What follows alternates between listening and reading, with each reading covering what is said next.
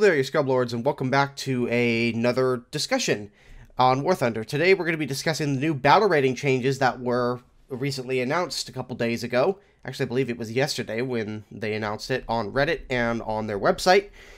And so I found this helpful, I guess you could say, battle rating changes guide that's just much easier to see. I will leave a link to it on Reddit for the person who created it. And thank you to whoever put this together, because it's much, much easier to read off of. In any case, we're going to go into these new battle rating changes and how they affect the new gameplay. So, starting with 5.7. You can see that the Stirrer Mill was moved down from 6.0 to 5.7, which is a great thing. The Stirrer Mill is a decent vehicle at 6.0, but it never quite fit well.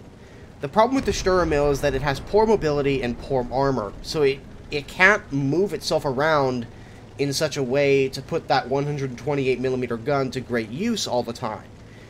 And so the fact that it's going down to 5.7 really does help the vehicle in terms of what it can potentially face. It's not going to be facing IS-6s anymore, which is a darn good thing. And it just really helps the vehicle combat other vehicles around it overall. In addition, if you're wondering why my voice sounds like this, it's because I think I'm coming down with a cold, and my throat is slowly going, or my voice is slowly going. My cognitive functions and my ability to speak is being severely hampered by this. Anyways, moving on, as you can see here, 6.0, the M41 Marker Bulldog is going from 6.3 to 6.0, which is always good. The M41 Marker Bulldog has been sort of power creeped out of usefulness for quite a while now, so hopefully this will reinvigorate it. Reinvigorate M41 Walker Bulldog players. One can only hope. Something that I wasn't very happy about, but I can totally understand why, is the Ho-Re prototype has been bumped up to 6.3, which I get why they did that, because, well, the Ho-Re was probably a little bit too well armored from the front, and a little bit too well protected from the front, in order for 6.0s or lower to effectively engage it on a regular basis. So this means it's still going to potentially face IS-6s, which is going to be a real problem for it, because it just simply doesn't have anywhere near the penetration it needs to deal with that vehicle. But it means that when it does get put into 6.3 or 6.7 games, or 7.0 games for that matter, it's not going to be as terrible, or it's not going to be as overpowered as it used to be, because the vehicle was just a little bit too strong at 6.0. Okay, so moving on here, we're going on to 6.7 and up.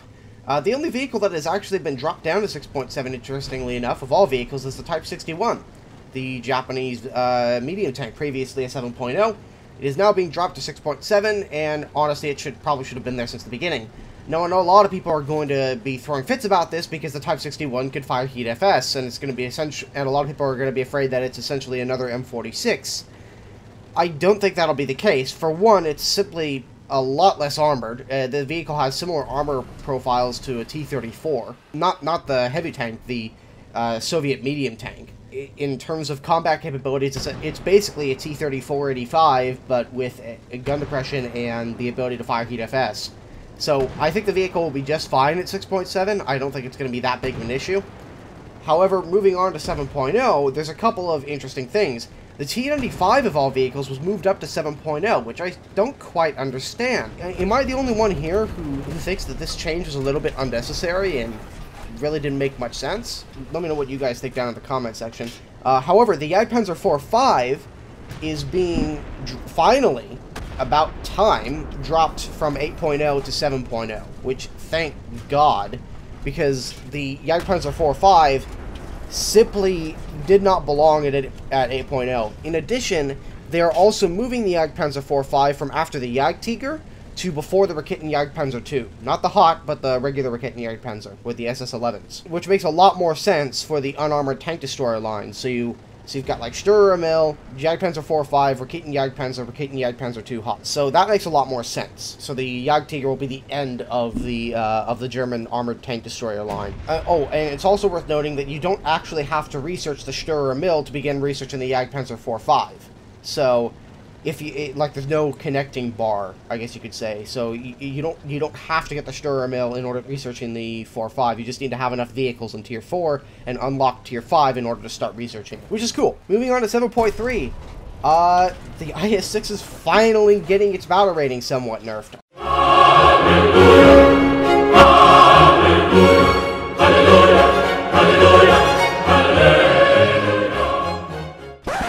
Although, I question how effective this nerf really is, honestly, because 7.3 is basically equivalent to 7.0 now, based on what's coming later on in this video. Wait and see how much this changes things.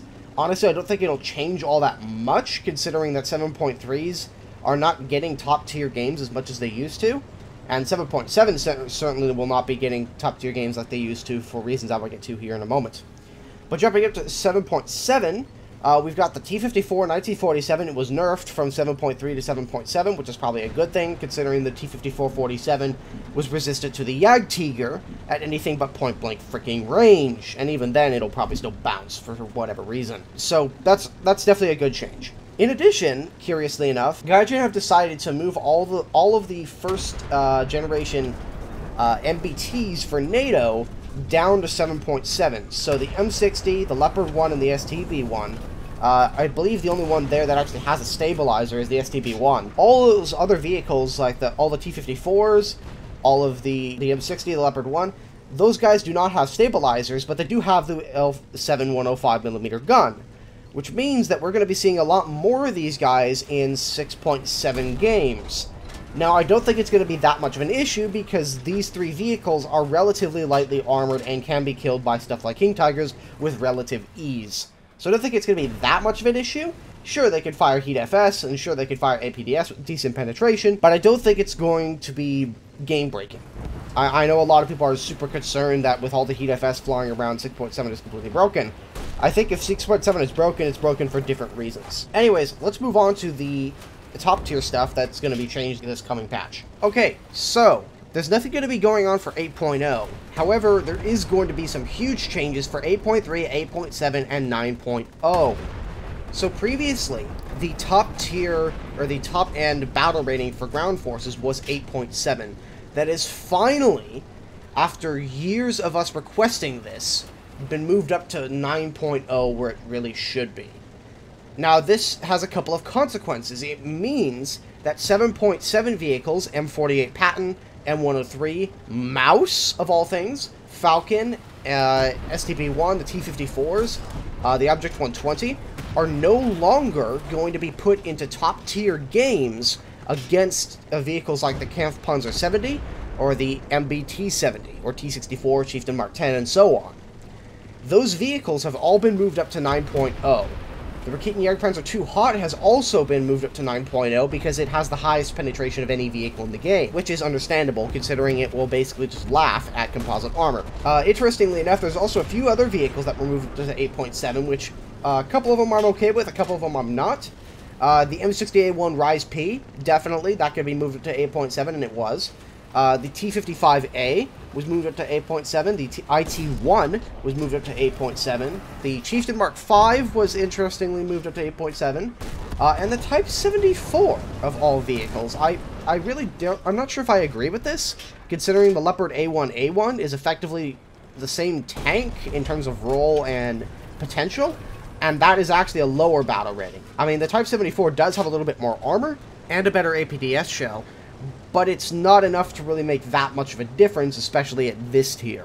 So, I'm curious as to why they thought that the Type 74 should be 8.7 and not 8.3. However, the 8.3 vehicles, M60A2, M551, M60A1 AOS, Leopard A1A1, and the regular Raketen Jagdpanzer II, and the T-10M, and Swingfire and Striker, those have been moved from 8.0 to 8.3. So, they have been nerfed, quote-unquote, in battle rating, but they're doing this to create a greater separation between the vehicles that have stabilizers and the vehicles that do not, which is a good thing, I think, especially at top tier, because if you didn't have a stabilizer, you were at a huge disadvantage if you're fighting anybody who does, because the enemy who does have a stabilizer will always get the first shot off on you, and in a tank battle, whoever gets the first shot off generally wins.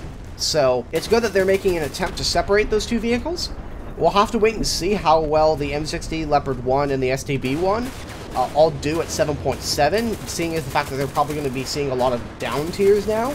It's worth noting that the Germans are going to be playing a lot more mouse tanks nowadays, because they're not going to be thrown into top tier matchmaking all the time, which is an excellent thing. So the Germans might not actually be as fucked as many people are, I'm sure, crying in the comments right now.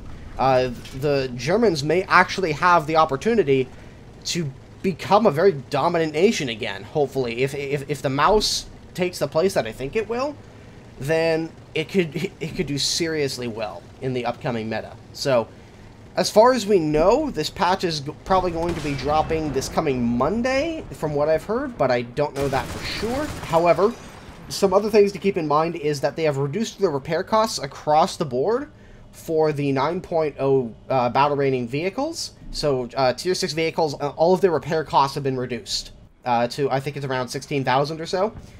So it's not going to be as, I guess you could say, bank-breaking as they previously were, which I know a lot of the airheads are going to be laughing at us and just saying, go look at the Japanese, but for ground forces, considering our really, really shitty income, this is a good change. So, I hope you guys have enjoyed this video. If you guys have any further questions about the upcoming update, please leave them down in the comment section. I will do my very best to answer all of your questions to the best of my ability, and I will see you guys in the next time. This has been Many Miles Away. Keep your tracks checked, keep your balance in place, keep around in the tube, and I will see you guys in the next video.